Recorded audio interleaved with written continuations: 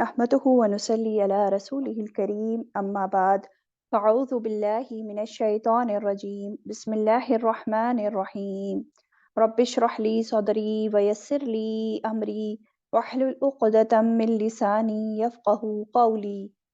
अस्सलामु अलैकुम व रहमतुल्लाहि व बरकातुहू।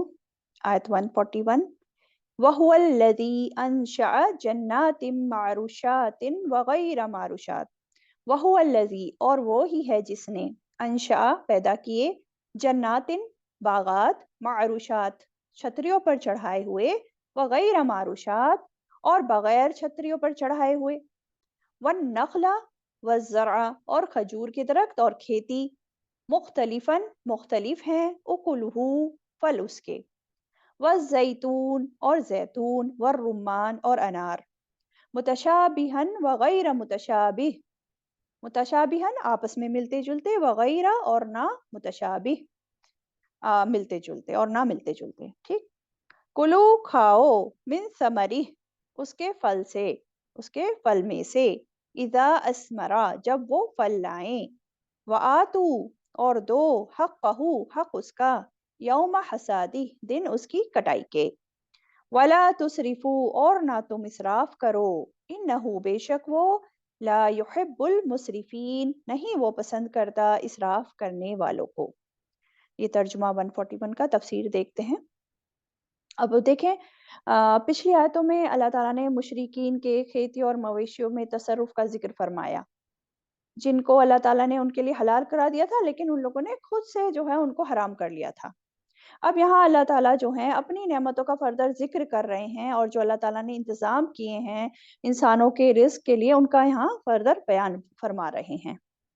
क्या फरमाया? वहुवल्लज़ी अंशअ और वो ही है जिसने पैदा किए। वो ही है, कौन वो ही है? यानी कि अल्लाह ताला ही है जिसने पैदा किए।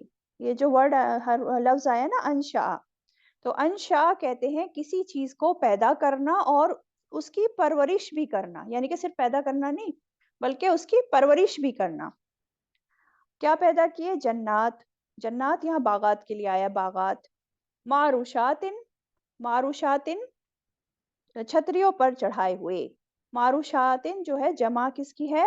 मारुशतुन की। और ये मारूश किसको कहते हैं? वो चीज जो छत तक चढ़ाई गई हो। और मारूश अर्श से है, आइन राशीन से। अर्श घर की छत को भी कहा जाता है।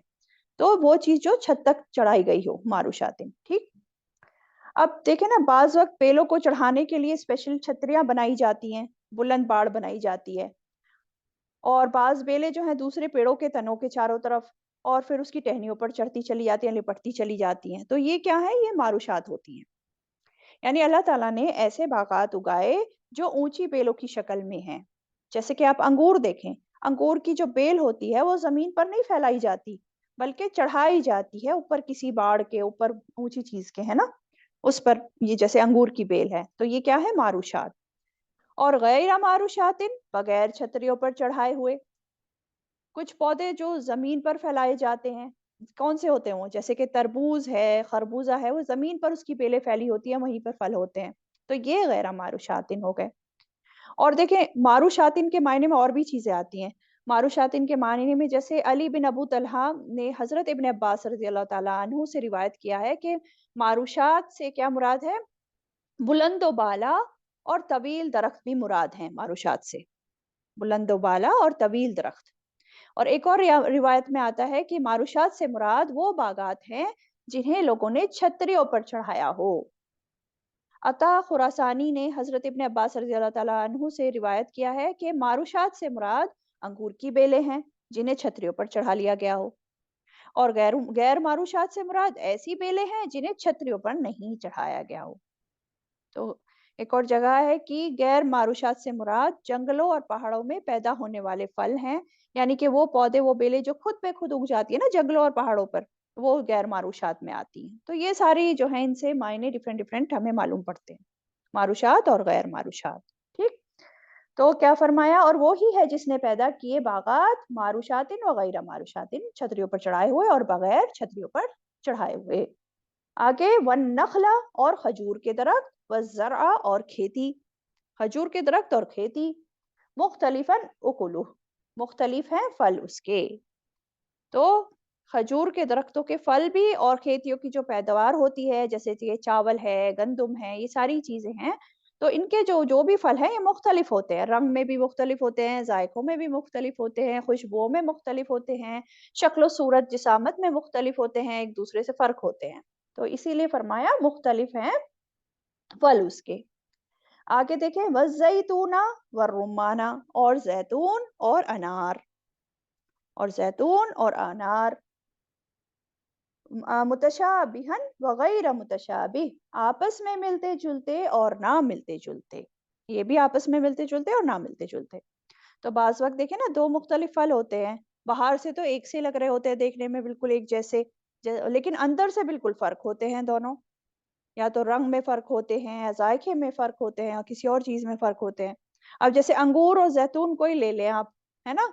अंगूर ग्रीन अंगूर ले लें या ब्लैक ले लें, ब्लैक अंगूर, और या ग्रीन ज़ैतून और ब्लैक ज़ैतून, है ना? अब ग्रीन अंगूर और ग्रीन ज़ैतून जो है बाहर से देखने में एक जैसे लगते हैं, है ना? इसी तरह काले अंगूर, काले ज़ैतून बाहर से देखने में एक जैसे लगते हैं, लेकिन अंदर से तो बिल्कुल फ़र्क होते हैं ना? उनका ज़ायक़ा बिल्कुल अलग होता है अंदर से, और टेक्सचर भी अलग होता है, बहुत सारी चीज़ों में फ़र्क होते हैं अंदर से। तो ये सब जो है तरह-तरह की वैरायटी का रिज़्क अल्लाह ताला ने अपने बंदों के लिए पैदा किया है। हुँ? डिफरेंट डिफरेंट वैरायटी रख दी अल्लाह ताला ने रिज़्क में भी। तो आगे फरमाया कुलू मिन समरिही, खाओ उसके फल में से, इज़ा असमरा, जब वो फल लाए। यानी कि जो भी अल्लाह ताला ने रिज़्क उगाया है, उसे खाओ, उसे ऐसे ही गलने-सड़ने के लिए ना छोड़ दो। हाँ? या अपने ऊपर हराम मत कर लो। खाओ उसके फल में से जब वो फल लाए, और खुद भी खाना है, और क्या करना है? व आतू हक़्क़हू यौम हसादी, और दो हक़ उसका दिन उसकी कटाई के।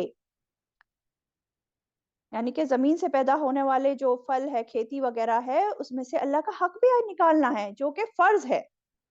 यानी कि जिस दिन फ़सल कटेगी, उसी दिन उसमें से, उस फ़सल में से जो अल्लाह का हिस्सा है वो निकालना है।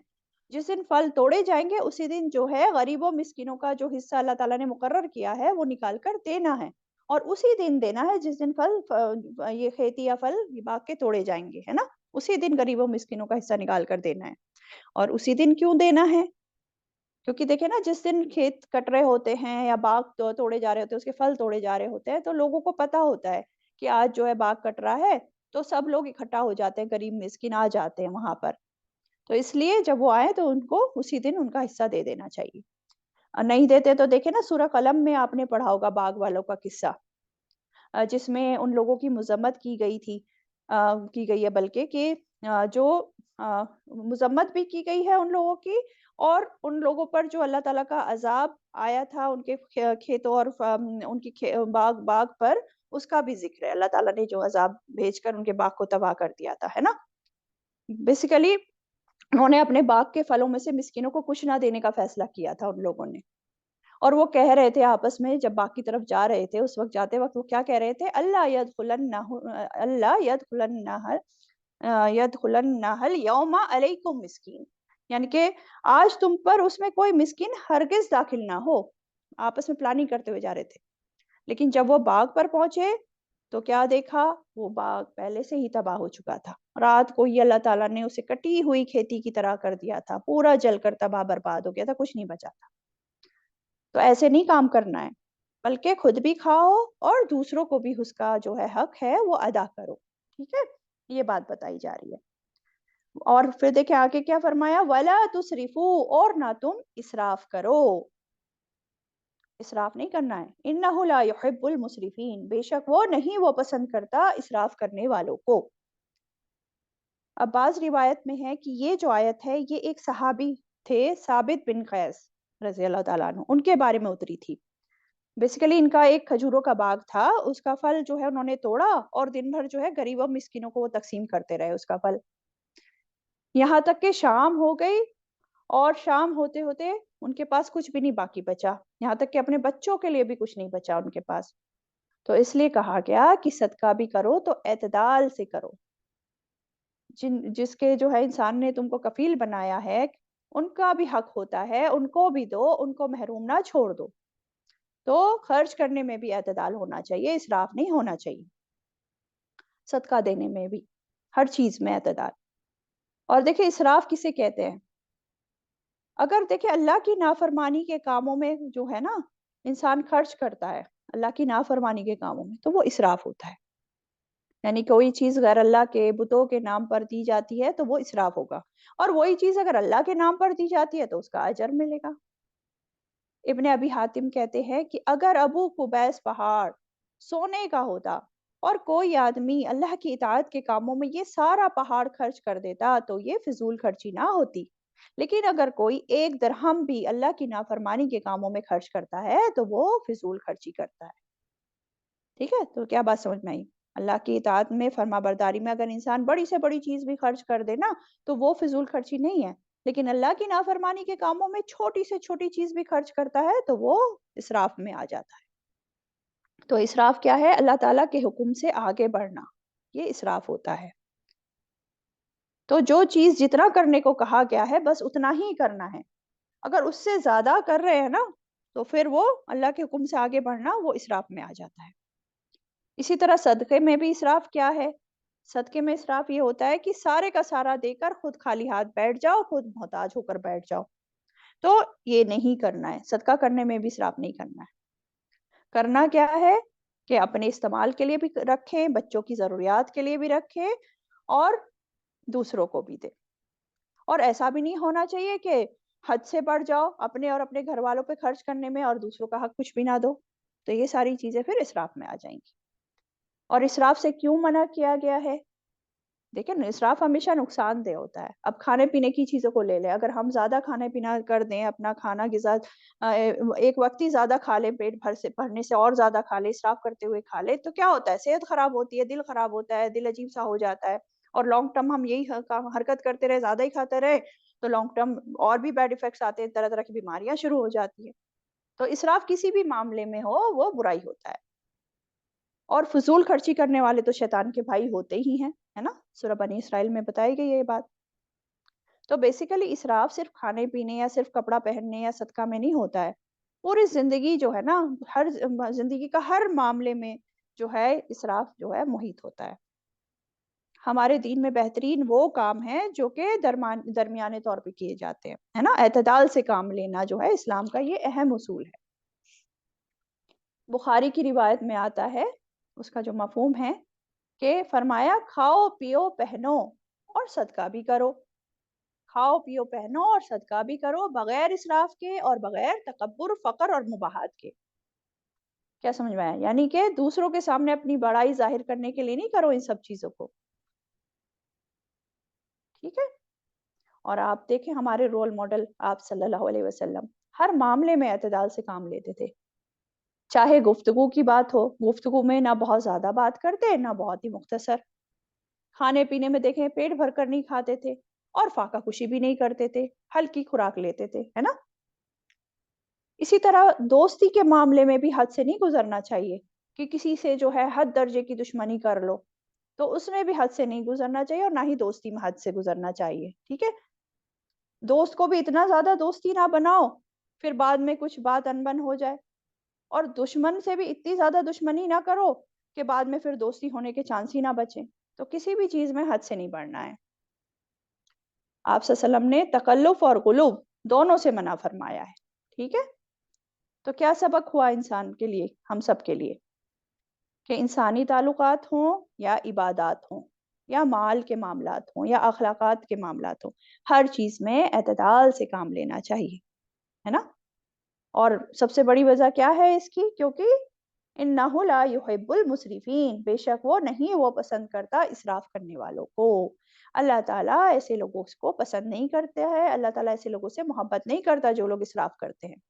اور سوچیں جب اللہ تعالیٰ اس محبت نہیں کرے گا تو کیا ہوگا؟ اس کا مطلب اللہ تعالیٰ ناراض ہے، اور یہ اللہ تعالیٰ کی ناراضگی کی دلیل ہے کہ ایسے لوگ جو سے محبت نہیں کرتا ہے اللہ، تو پھر کیا ہوگا؟ اللہ کی رحمت ایسے لوگوں سے اٹھ جائے گی۔ تو اس لیے اسراف سے ہر حالت میں بچنا چاہیے ہم سبھی کو۔ چلیں الحمدللہ آگے بڑھتے ہیں، آیت 142 پر آ جاتے ہیں۔ وَمِنَ الْأَنْعَامِ حَمُولَةً وَفَرْشًا، وَمِنَ الْأَنْعَامِ اور مویشیوں میں سے ہیں، حَمُولَةً کچھ بوجھ اٹھانے والے، वफरशन और कुछ जमीन से लगे हुए, कुलू खाओ, मिम्मा उसमें से जो रज़क़कुमुल्लाह रिस्क दिया तुम्हें अल्लाह ने, वला तत्तबिउ और ना तुम पैरवी करो खुतुवातिश शैतान कदमों की शैतान के, इन्नहु बेशक वो लकुम तुम्हारे लिए अदुव्वुम मुबीन दुश्मन है खुल्लम खुल्ला। आप देखें पीछे क्या बात हुई, बागात की बात हुई। अब क्या बात है, मवेशियों का जिक्र है यहाँ इस, ये भी अल्लाह ताला की नेमतों में से हैं। हम्म? फरमाया और मवेशियों में से हैं कुछ बोझ उठाने वाले और कुछ जमीन से लगे हुए। वमिनल अनआमी हमूलतन, अब ये अनआम जो होता है, नाम की जमा है, नाम कहते हैं ऊंट को, है ना। और ऊंट के अलावा भेड़, बकरी, गाय ये भी अनआम में शामिल होते हैं। लेकिन जब ग्रुप की बात हो रही होती है तो जिस ग्रुप में ऊंट शामिल नहीं होता तो फिर वो अनाम का ग्रुप नहीं कहलाता, लेकिन जिस ग्रुप में ऊंट शामिल है और ये बाकी भी शामिल है तो वो अनाम कहलाते हैं। ठीक है, तो मवेशियों में से कुछ हैं जो कि क्या है, हमूलतन बोझ उठाने वाले हैं, यानी कि जिन पर सामान लादा जाता है या जिन पर सवारी की जाती है, जैसे कि बैल है, ऊंट है, घोड़ा वगैरह, है ना। और दूसरे कौन से हैं, वफरशन, वफरशन कौन, और कुछ जमीन से लगे हुए हैं। अब फर्शन के कई सारे मायने बयान किए गए हैं कि इसमें कौन कौन आ जाते हैं। एक तो है फर्शन के मायने में कि छोटे ऊंटों को फर्श कहा जाता है, छोटे ऊंट। हम्म? फिर दूसरा है जमीन से लगकर चलने वाले जानवर, यानी कि जो छोटे कद के जानवर होते हैं ना उनको। हम्म? या तीसरा कहा गया है वो जानवर जिनको ज़िबा करते वक्त जमीन पर लिटाया जाता है, जैसे बकरी, गाय, भेड़ वगैरह, तो ये फर्शन कहलाते हैं। और चौथा ये भी कहा गया है वो जानवर जिनकी खाल जमीन पर बिछाने के काम आती है वो फर्शन होते हैं, जैसे भेड़ वगैरह की खाल काम आती है। तो खैर सारे ही मायने इसमें आ जाते हैं। ठीक है, वह फर्शा, तो फरमाया खाओ उसमें से जो रिस्क दिया तुम्हें अल्लाह ने, कुलू मिम्मा रज़क़कुमुल्लाह, खाओ उसमें से जो रिस्क दिया तुम्हें अल्लाह ने। अल्लाह ने जो भी रिस्क दिया है तुम्हें, खेती हो, बागों के फल हो, मवेशी जानवर हो, तो तुम इनमें से खाओ, अल्लाह की नेमतों से फायदा उठाओ, लेकिन एतदाल के साथ उठाना है फायदा भी। अल्लाह ने नेमतें इंसान के लिए बनाई हैं, पैदा की हैं, तो इनसे खाओ, इनसे फायदा उठाओ। और वला तत्तबिउ खुतवाति शैतान, और ना तुम पैरवी करो शैतान के कदमों की। शैतान जो वसवसे डालता है, जो हुक्म तुम्हें देता है कि तुम जो है हलाल को हराम कर लो, तो उनकी पैरवी ना करो। हलाल को हराम, हराम को हलाल ना करो, जैसे कि जो दौरे जाहिलियत में ये लोग करते थे, हम पढ़ के आ चुके हैं पीछे, है ना। आगे फरमाया इन्नहु लकुम अदुव्वुम मुबीन, बेशक वो तुम्हारे लिए दुश्मन है खुल्लम खुल्ला। शैतान तुम्हारा खुला दुश्मन है। और दुश्मन क्या चाहता है, दुश्मन तो हमारा बुरा ही चाहता है ना, जो हमारा दुश्मन होता है वो तो चाहता ही है, शैतान तो चाहता ही है ये कि इंसान को जो है अल्लाह की नेमतों से महरूम कर दे, दुनिया में भी महरूम कर दे अल्लाह की नेमतों से और आखिरत में भी महरूम कर दे। तो वो दीन को लोगों पर मुश्तबे कर देता है और लोगों को सही रास्ते से भटका देता है। इसलिए जो शैतान जो है अल्लाह ताला ने बता दिया कि वो हमारा खुला दुश्मन है, और उसकी दुश्मनी छुपी हुई दुश्मनी नहीं है, खुले तौर पे वो दुश्मनी करे बैठे है इंसान से। तो उससे बचकर रहना है, मोहतात होकर रहना है। उसके वसवसों में, उसके जो हुक्म दे रहा होता है हमें, उसकी बातों में नहीं आना है। इन्नहु लकुम अदुव्वुम मुबीन। अगली आयत, आयत 143 पर आ जाए। समानियत अज़वाज, 8 किस्में हैं। मिनद दअनि इस्नैनी, भेड़ में से 2, व मिल माअज़ इस्नैन, और बकरी में से 2।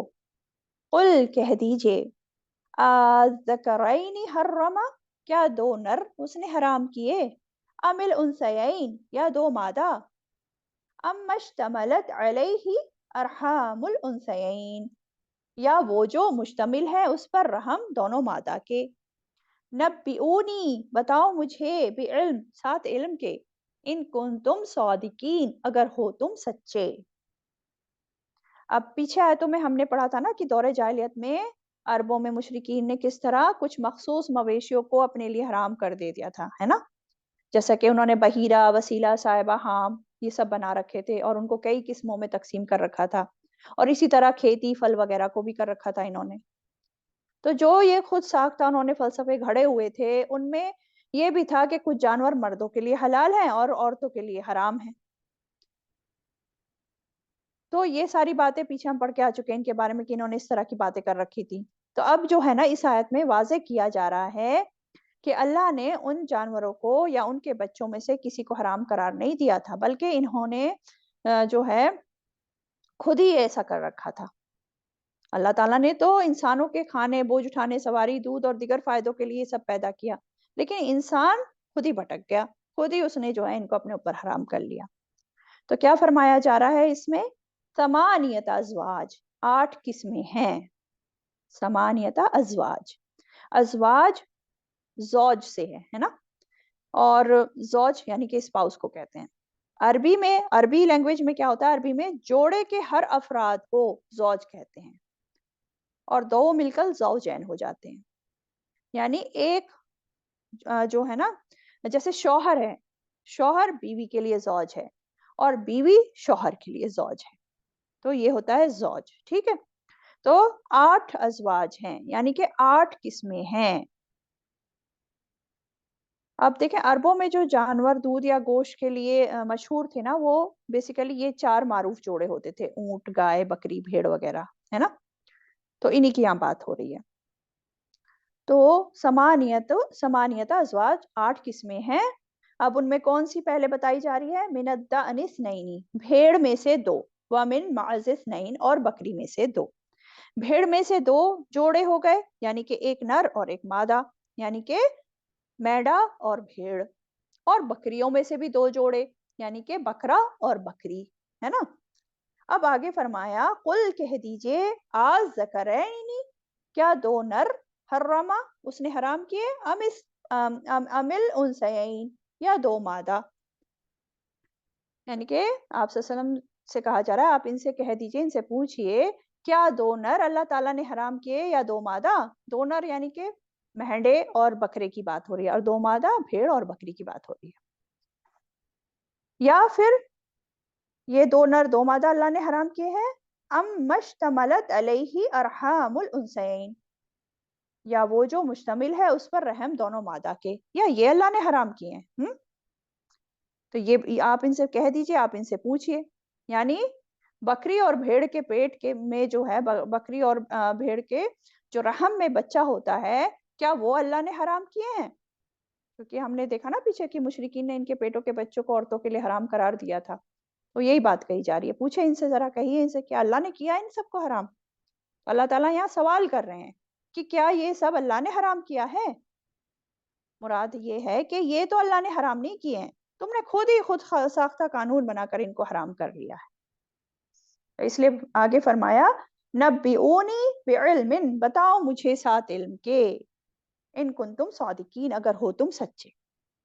یعنی دلیل کی بنیاد پر بات کرو، علم کے ساتھ بات کرو. اگر تمہارے ان جانوروں کو حرام ٹھہرانے کا دعویٰ سچا ہے تو علم کی بنیاد پر بات کر کے پروف دکھاؤ، دلیل دو. اور دلیل کیا ہوگی؟ دلیل وہی ہوگی کہ یا تو قرآن کی کوئی آیت لاؤ جو اللہ تعالیٰ نے نازل کی ہو اس کی تصدیق میں، یا اگر آپ صلی اللہ علیہ وسلم نے کوئی بات بتائی ہو تو وہ بتاؤ، لیکن دلیل سے بات کرو. نبئونی بعلم. تو کیا سبق ہوا اس آیت میں ہم سب کے لیے؟ پہلی بات تو یہی ہے کہ انسان کو خود سے کسی چیز کو حلال حرام قرار نہیں دینا ہے. اس کا اختیار انسان کو یا کسی کو نہیں، صرف اللہ تعالیٰ کو ہے. قرآن اور سنت کی روشنی میں جو حرام ہے وہ ہی حرام ہے، ورنہ ہمیں حرام کرنے کی اجازت نہیں دی ہے. ٹھیک ہے، اگلی آیت دیکھیں، اسی کا کنٹینیوشن ہے. آیت 144 پر آ جائیں. وَمِنَ الْإِبِلِ اثْنَيْنِ، اور اونٹ میں سے 2، وَمِنَ الْبَقَرِ اثْنَيْنِ، اور گائے میں سے 2. قل کہہ دیجئے آذکرین حرما، کیا 2 نر اس نے حرام کیے، ام الانثیین، یا 2 مادہ، ام مشتملت، یا وہ جو مشتمل ہے، علیہ جس پر، ارحام الانثیین، رحم دونوں مادہ کے. ام کنتم شہداء، یا تھے تم گواہ، اذ وصاکم اللہ بہذا، جب تاکید کی تمہیں اللہ نے اس کی. فمن، تو کون، اظلمو، بڑا ظالم ہے، ممن افترا، اس سے جو گھڑ لے، اللہ اللہ پر کذبا، جھوٹ.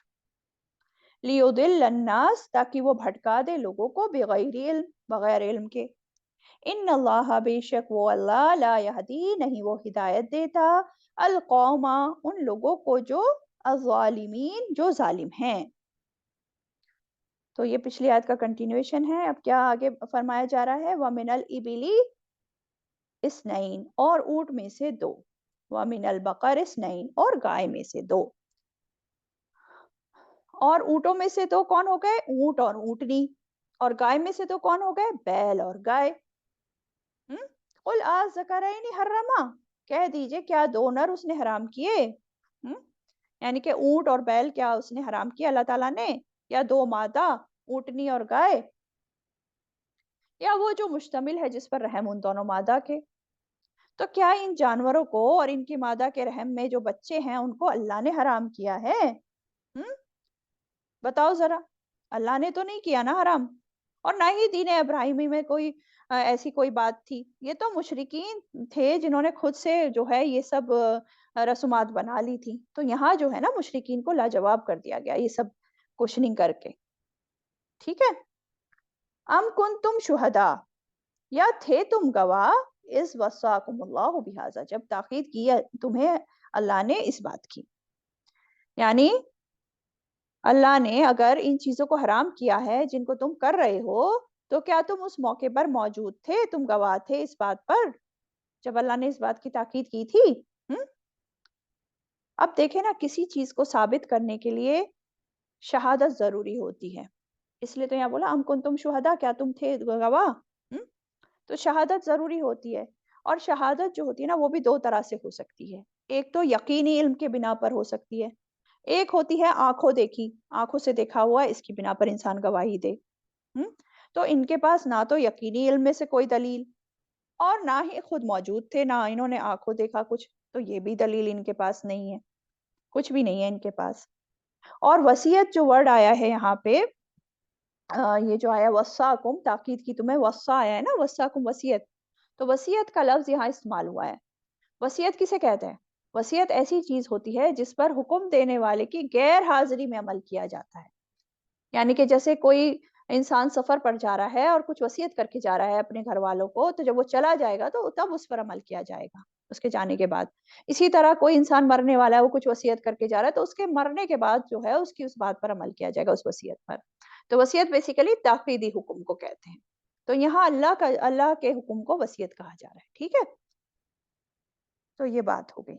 अब आगे देखें क्या फरमाया, फमन अज़लमु मिम्मन इफ्तरा अलल्लाहि कज़िबा, तो कौन बड़ा जालिम है उससे जो घड़ ले अल्लाह पर झूठ।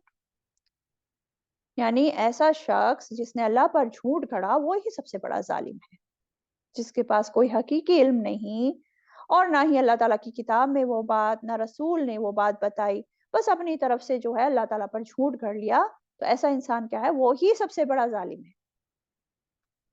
ये जो मुशरिकीन मक्का ने खुद साख्ता रस्में बना रखी थी हलाल को हराम करने की, तो ये शुरू कहाँ से हुई, कहाँ से शुरू हुई? तो कहा जाता है कि अम्र इब्ने लुहई एक इनका सरदार था, उसी ने जो है ये वसीला हाम वगैरह की रस्म को इजाद किया था, अम्र इब्ने लुहई ने। हदीस में भी आता है, एक हदीस का मफहूम है, आप सल्लल्लाहु अलैहि वसल्लम ने फरमाया, मैंने अम्र इब्ने लुहई को जहन्नम में अपनी अंतड़ियां खींचते हुए देखा।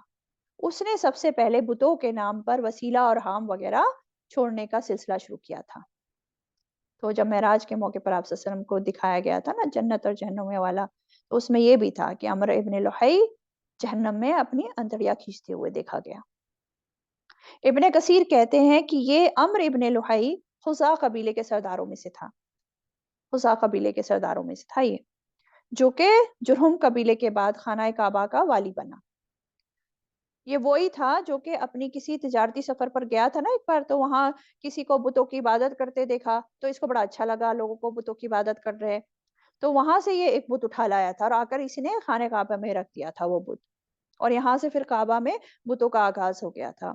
और क्या हुआ, फिर हर कबीले ने वहां जाकर अपना अपना बुत रखना शुरू कर दिया। और जब तक आप सल्लल्लाहु अलैहि वसल्लम आए तब तक 360 बुत वहां हो गए थे। तो खुजा कबीले के सरदार ने यहाँ ये मुशरिकाना रस्में भी इजाद की थी और हलाल जानवरों को हराम करार दिया था। और ये उसने अल्लाह पर झूठ गढ़ा। اور ایسا کر کے اس نے لوگوں کو بغیر علم کے گمراہ کیا، ہے نا، کوئی دلیل نہیں تھی، بغیر علم کے گمراہ کیا۔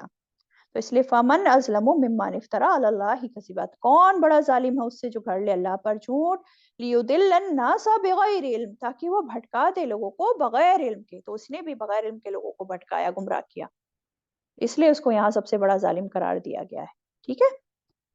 پھر آگے فرمایا ان اللہ لا یہدی القوم الظالمین، کہ بے شک وہ اللہ نہیں وہ ہدایت دیتا ان لوگوں کو جو ظالم ہیں، جو لوگ ایسے ظالم ہیں جو خود ساختہ من گھڑنت باتوں کو اپنا دین بنائے ہوئے ہیں اور انہیں چھوڑنے کو تیار نہیں ہے، تو پھر انہیں پھر ہدایت نہیں دیتا اللہ، پھر ایسے لوگ کو سیدھی راہ نہیں ملتی، ٹھیک۔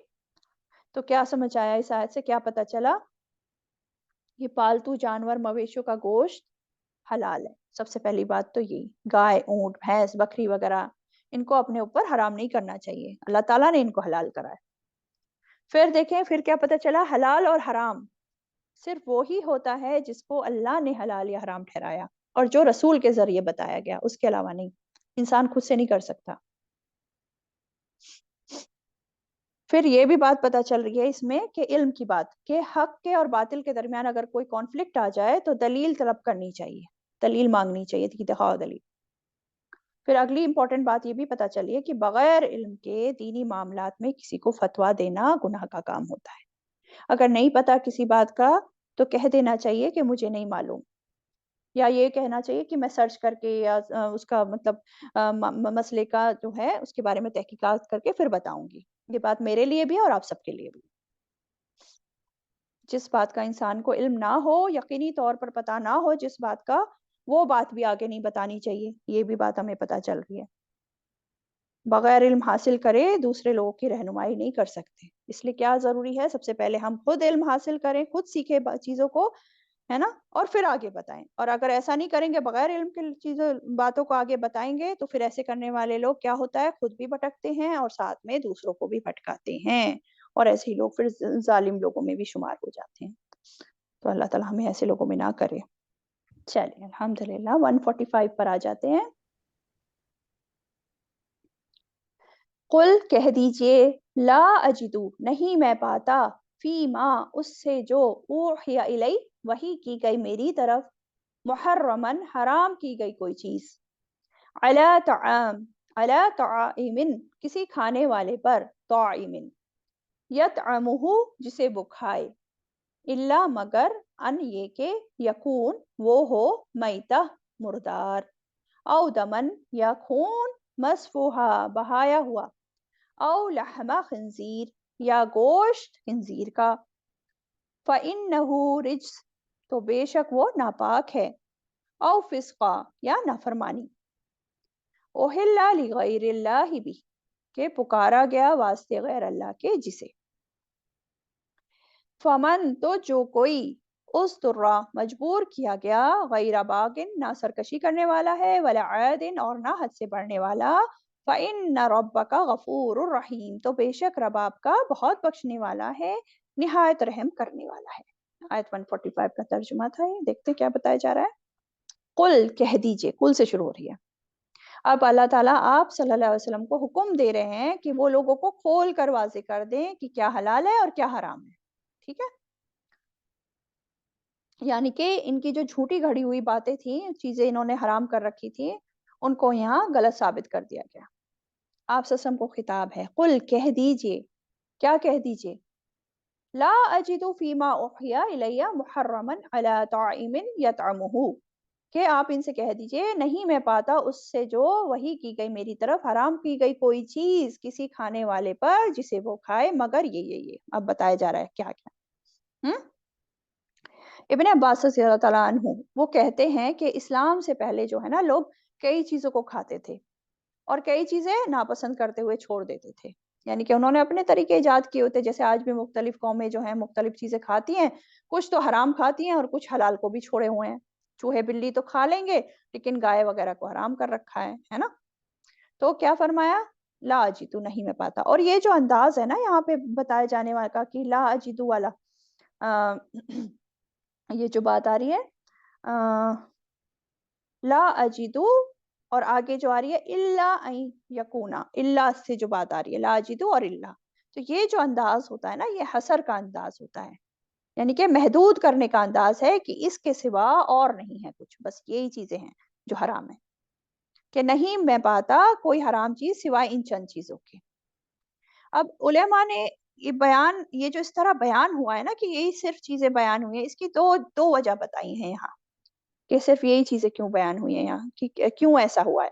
ایک تو وجہ جو ہے علماء نے یہ بیان کی ہے ان چار چیزوں کے یہاں آنے کی، کہ یہ آیتوں میں جو مضمون پیچھے سے چلا آ رہا ہے نا، مشرکوں نے، یہ جو جاہلانہ طریقے مشرکوں نے جو اپنا رکھے تھے، اپنی طرف سے چیزیں حرام حلال کرنے کی جو انہوں نے خود ساختہ رسمیں بنا رکھی تھی، تو اس کو یہاں رد کیا گیا ہے کہ میرے اوپر جو وحی کی گئی ہے اس میں تو میں صرف وہی حرام پاتا ہوں جو یہ ہیں، وہ نہیں جو تم نے حرام کر رکھی ہیں۔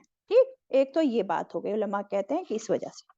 اور دوسرا دیکھیں، دوسری بات کیا ہے کہ یہ جو سورہ الانعام ہے نا یہ مکی صورت ہے، اور مکی صورت کیا ہے، ابتدائی صورت ہوتی ہے نا شروع کی، تو اس میں جو احکامات ہیں یہ ابتدائی احکامات ہیں، تو یہیں آ کے احکامات ختم نہیں ہو گئے نا، اس کے بعد بھی احکامات آتے رہے، وہی آتی رہی ہے نا، تو آپ صلی اللہ علیہ وسلم پر جو ہے نا ابتدائی دور میں ان چار چیزوں کی حرمت کا حکم دیا گیا تھا، لیکن بعد میں مزید چیزوں کا بھی جو ہے حکم ہوا کہ کون کون سی چیزیں اور بھی حرام ہے، بعد میں اور بھی احکامات آئے، جیسے کہ آپ صلی اللہ علیہ وسلم نے بعد میں ہمیں پتہ چلتا ہے نا کہ ہر وہ پرندہ حرام بتایا جو پنجوں سے شکار کر کے کھاتا ہے، اور ہر وہ درندہ جو اپنی کچلیوں سے شکار کر کے کھاتا ہے وہ بھی حرام بتایا، تو اس طرح اور بھی چیزیں حرام ہیں، ٹھیک ہے۔ تو یہ آیت بیسیکلی بنیادی آیت ہے حلال حرام کے معاملے میں۔ تو حرام چیزیں کیا بتائی گئی دیکھتے ہیں،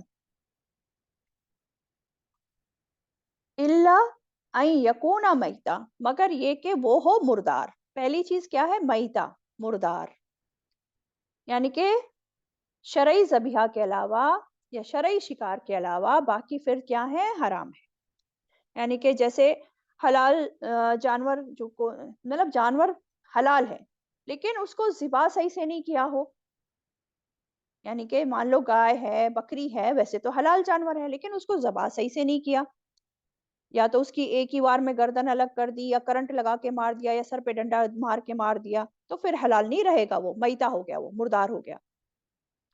یا اسی طرح اگر ذبح کرنے سے پہلے ہی جانور اپنی طبعی موت مر جائے، چوٹ کھا کر، پہاڑ سے گر کر، سینگ لگ کر، جیسے ہم پہلے بھی پڑھ چکے ہیں، تو وہ پھر حلال نہیں رہے گا، میتا میں آ جائے گا، مردار، تو یہ مردار کی کیٹیگری ہو گئی، ٹھیک ہے۔ دوسری کیٹیگری کیا ہے، او دمم مسفوحا، یا خون بہایا ہوا، جمع ہوا خون تو ہم نے پڑھا ہے، پہلے بھی میں بتایا تھا کہ کلیجی ہے، تلی ہے، جو جمع ہوا خون ہوتا ہے وہ حلال جانور کا وہ حلال ہوتا ہے، لیکن جو بہتا ہوا خون ہے وہ حرام ہوتا ہے نا، بہتا ہوا خون، تو یہ ہو گیا خون بہایا ہوا۔ تیسری چیز کیا ہے، او لحم خنزیر فإنہ رجس، یا گوشت خنزیر کا تو بے شک وہ ناپاک ہے، رجس، خنزیر کا گوشت ناپاک چیز ہے، رجس کسے کہتے ہیں، خبیث، گندی چیز جو قابل نفرت ہو، جسے اچھے مزاج والے لوگ جسے ناپسند کرتے ہوں، جو جسم کو بھی نقصان دے، یہ ساری چیزیں اس میں رجس میں آ جاتی ہیں، تو خنزیر کا جو گوشت ہے وہ رجس ہے، ناپاک ہے، گندگی ہے، اس کا گوشت جو ہوتا ہے وہ گندا ہوتا ہے، اور دیکھیں نا کئی طرح کی بیماریاں اس سے ہو جاتی ہیں اسے کھانے سے۔ اور دوسری بات، اس کی جو عادات ہوتی ہے نا خنزیر کی، اس کی عادات بھی بہت بری ہوتی ہیں، یہ بے غیرتی والا جانور، بے حیائی والا جانور ہوتا ہے، اور ہم جانتے ہیں کہ کھانے کے اثرات انسان پر پڑتے ہیں، تو جو اس طرح کا گوشت کھانے والے ہوتے ہیں نا ان کی عادات بھی پھر ایسی ہو جاتی ہیں، انہی جانوروں جیسی، وہ عادات ان انسانوں میں اسی طرح کی ہو جاتی ہیں، تو یہ جو ہے رجس ہے، ناپاک ہے، ریزن بھی بتا دیا ہے نا۔ او فسقن، یا ہو وہ نافرمانی، کہ پکارا گیا واسطے غیر اللہ کے، اہل لغیر اللہ بھی، جس کے، او فسقن، یا فسق ہے، نافرمانی ہے، گناہ کی چیز ہے، یعنی وہ جانور جو فسق کا ذریعہ ہے، فسق کسے کہتے ہیں، فسق کا لفظی معنی ہوتا ہے کسی چیز کا پھٹ کر باہر نکل جانا، تو یہاں مراد ہے کہ دین سے نکلتے ہوئے، دین سے کیسے نکل جائے گا، یعنی کہ ذبح کرتے وقت اللہ کا نام جو ہے لینا چاہیے تھا لیکن لیا غیر اللہ کا نام، تو اس لیے اس کو فسق کہا گیا، ٹھیک ہے۔ تو او فسقن، یہ بات ہو گئی या हो वो नाफरमानी, ओहिल्ला लिगैरिल्लाहि बिही, के पुकारा गया वास्ते गैर अल्लाह के जिसे। ओहिल्ला, ओहिल्ला क्या होता है? ओहिल्ला इहलाल से है, ऊंची आवाज से चिल्लाना।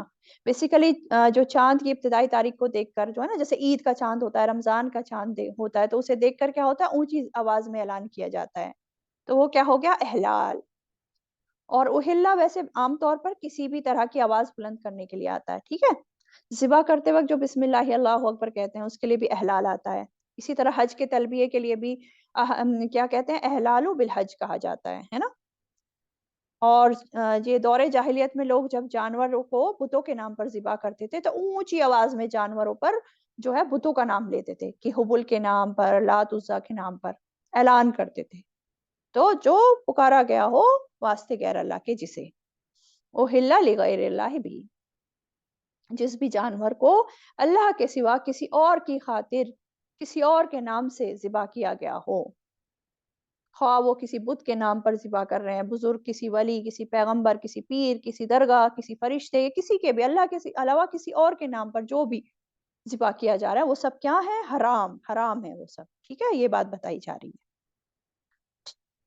ये 4 कैटेगरी बता दी गई यहाँ पर।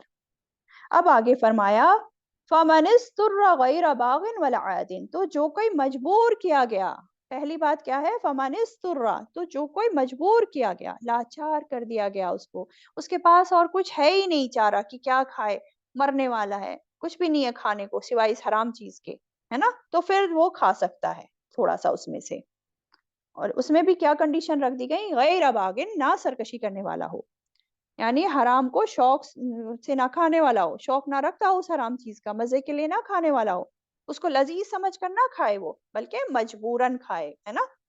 तो गैर बाग वाला आदिन, और ना हद से बढ़ने वाला हो, यानी पेट भरकर ना खाए, सिर्फ थोड़ा बहुत अपनी जान बचाने के लिए खाए, ठीक है। तो ये हो गया वला आदिन। तो इन हालत में इसमें कोई गुनाह नहीं है, अगर वो ऐसा कर ले, खा ले उसमें से, जब मजबूरी की हालत है तो। फ़इन्ना रब्बका गफूरुर रहीम, तो बेशक रब आपका बहुत बख्शने वाला, निहायत रहम करने वाला है। इससे क्या पता चला कि अल्लाह ताला जो है, जो मजबूर लोग होते हैं, लाचार लोग होते हैं, जो भूख फाकों से मरने वाले होते हैं, उनको हराम खाने पर नहीं पकड़ता, बल्कि माफ कर देता है। तो अल्लाह ताला की ये रहमत। और उमूमी तौर पर भी अल्लाह ताला बंदों पर वो काम का बोझ नहीं डालता जो कि उसकी ताकत से बाहर हो। अल्लाह अपने बंदों पर बहुत मेहरबानी करने वाला है। फ़इन्ना रब्बका गफूरुर रहीम। ठीक, आयत 146 पर आ जाएं। वअलल्लज़ीना हादू, और उन लोगों पर जो हादू, यहूदी बन गए, हर्रमना, हराम कर दिया हमने, कुल्ला ज़ी ज़ुफ़ुर, हर नाखून वाला जानवर, यानी वमिनल बकरी, और गाय में से, वलगनमी, और बकरी में से, हर्रमना अलैहिम, हराम की हमने उन पर, शुहूमहुमा, चर्बियां इन दोनों की, इल्ला मा, मगर जो, हमलत, उठाया हो, ज़ुहूरुहुमा, उन दोनों की पुश्तों ने, अविल हवाया, या आंतों ने, औ मा, या जो, इख्तलता, मिल जाए, बेअज़्म, साथ हड्डी के, ज़ालिका जज़ैनाहुम बिबग़यिहिम, ये बदला दिया हमने उन्हें बावजह उनकी सरकशी के, व इन्ना लसादिक़ून, और बेशक हम अलबत्ता सच्चे हैं। अब यहाँ इस आयत में कुछ उन चीज़ों की बात है जो यहूदियों पर हराम थी, उनका यहाँ ज़िक्र हो रहा है, ठीक है।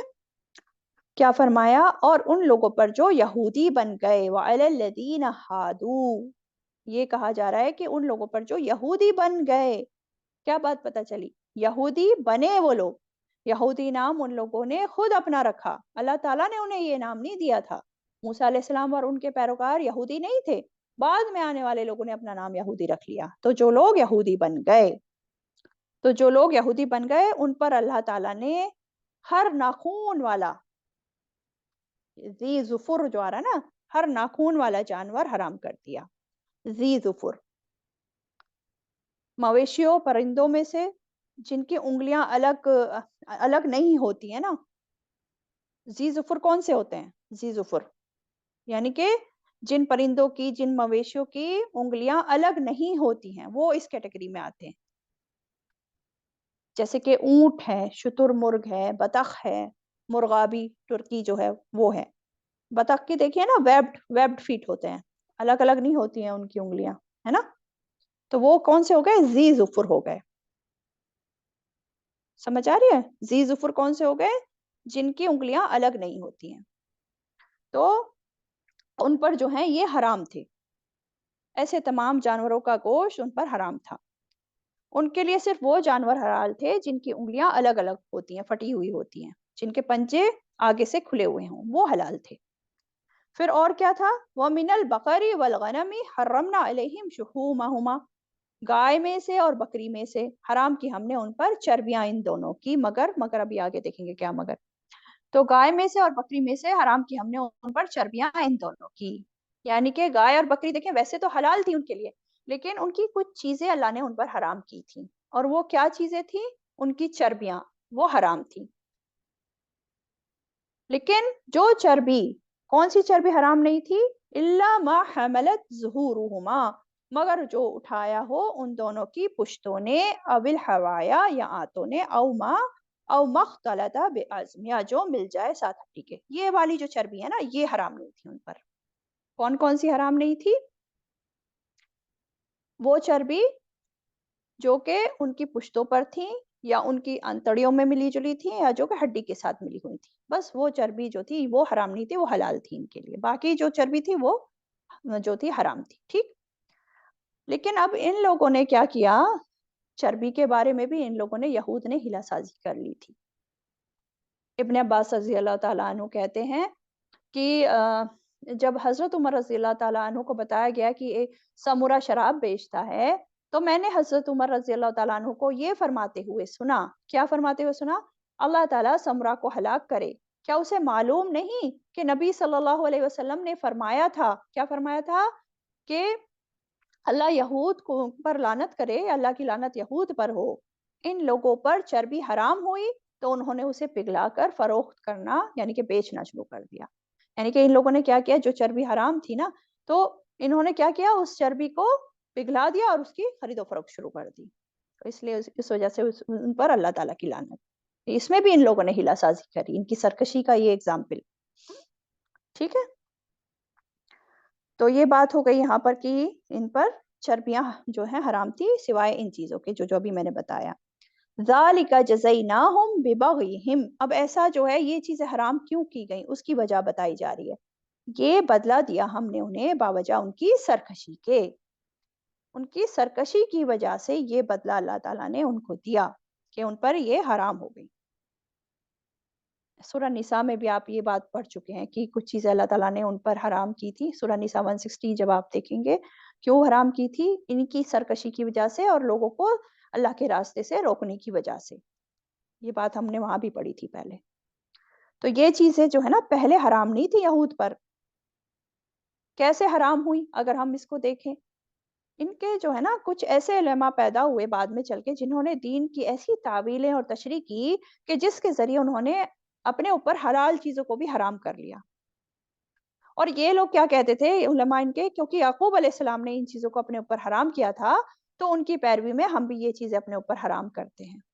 سورہ آل عمران میں پڑھ چکے ہیں نا کہ یعقوب علیہ السلام نے تورات کے نازل ہونے سے پہلے کچھ کھانے اپنے اوپر حرام کیے تھے. بیسیکلی اونٹ کو کسی وجہ سے, اپنی بیماری یا کسی کی وجہ سے انہوں نے اپنے اوپر حرام کیا تھا. تو اللہ تعالیٰ نے تو سارے کھانے یہود کے لیے ایسے ہی حلال کیے تھے جیسے کہ ہمارے لیے حلال ہیں, لیکن ان کے ظلم اور سرکشی کی وجہ سے کچھ چیزیں ان پر حرام ہو گئیں. اور حرام بھی ان کے علماء اور ارباب نے تعویلیں کر کر کے کی, بال کی کھال نکال کر کی, اور حلال چیزوں کو حرام کے دائرے میں لے آئے وہ لوگ. اور اللہ تعالیٰ نے ان کو ان کی ان غلط فہمیوں میں رہنے دیا, ان کو روکا نہیں ان چیزوں سے, ان کی اسی ظلم اور سرکشی کی وجہ سے. ٹھیک ہے. اب بات تو یہاں لیکن ہو رہی ہے حرمنا, حرام کیا ہم نے. اللہ تعالیٰ اپنی طرف نسبت کر رہے ہیں نا, لیکن اللہ تعالیٰ نے مطلب ڈائریکٹ یہ حرام نہیں کیا تھا, مطلب شریعت میں حرام نہیں تھا یہ. لیکن ان لوگوں نے کے علماء نے جو, جیسے میں نے بتایا, تعویلیں کر کر کے, تشریح کر کر کے, چیزوں کو بدل کے, تحریف کر کر کے, ان لوگوں نے شریعت کو بدل ڈالا. اللہ کی طرف سے نہیں تھا یہ بناوٹی شریعت جو بنانے والے تھے, جعلی قانون گھڑ لینے والے, اللہ تعالیٰ نے ان کو ان کے اوپر مسلط کر دیا, اور ان لوگوں نے پاک چیزوں کو بھی حرام کر دیا. اور یہ جو تھا سزا اور فٹکار کے طور پر ہوتا ہے اس طرح کا. ٹھیک ہے، ان کی سرکشی، ان کی جو نافرمانیاں تھیں اس کی وجہ سے. کیا سرکشیاں تھیں ان کی آپ بہت بار پڑھ چکے ہیں. انبیاء کو ناحق قتل کرتے تھے، سود کا لین دین کرتے تھے، ظلم کرتے تھے، لوگوں کو اللہ کے راستے سے روکتے تھے. اسی طرح جیسے ابھی ہم نے پڑھا کہ حلال کو حرام، حرام کو حرام کرنا، تحریفیں کرنا، ہے نا، یہ سارے ان کے طرح طرح کے جرم اور سرکشیاں تھیں جس کی وجہ سے یہ ان پر حلال چیزیں بھی حرام کر دی گئی. اللہ تعالیٰ فرما رہے ہیں وَإِنَّا لَصَادِقُونَ، اور بے شک ہم البتہ سچے ہیں. اللہ تعالیٰ نے یہ بات بالکل برحق اور درست فرمائی ہے کہ ایسا ہی ہوا تھا. ٹھیک، اور اللہ سے بڑھ کر کون سچا ہوگا، اللہ سب سے بڑا سچا ہے نا. تو کیا بات پتہ چلی ہمیں اس آیت سے؟ بہت امپورٹنٹ بات پتہ چل رہی ہے اس آیت سے. کیا؟ کہ گناہوں کے سبب انسان بعض وقت طیب پاکیزہ حلال چیزوں سے، رزق سے محروم کر دیا جاتا ہے گناہوں کی وجہ سے. جو بغاوت کرتے ہیں، نافرمانیاں کرتے ہیں، تو یہ بہت بڑا سبب ہے انسان کے لیے کہ اللہ کی نعمتیں اس سے چھن جائیں. اس لیے اللہ کی نافرمانی کرتے ہوئے انسان کو ڈرنا چاہیے اور اللہ کی نافرمانی کرنے سے ہر حال میں بچنا چاہیے، ورنہ اللہ تعالیٰ کی نعمتیں چھن جاتی ہیں، سرکشی کی سزا مل کر رہتی ہے. اللہ تعالیٰ ہمیں بچائے ان سب چیزوں سے. وآخر دعوانا ان الحمد للہ رب العالمین.